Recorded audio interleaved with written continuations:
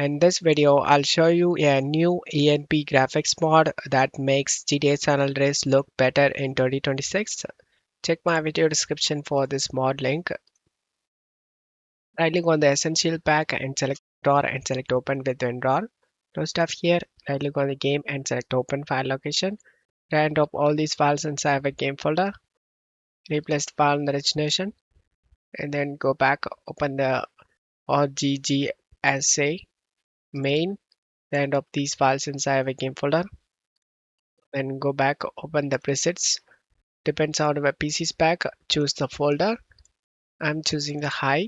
Turn up all these files inside of a game folder, replace the file in the destination, and then go back, open the bonus mods. Bonus mods, round up all these files inside of a game folder.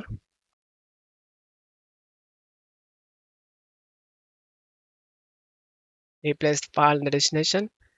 Find the 14,000 KB file, right click, show more options, send it to desktop, create shortcut. Launch through this newly created shortcut.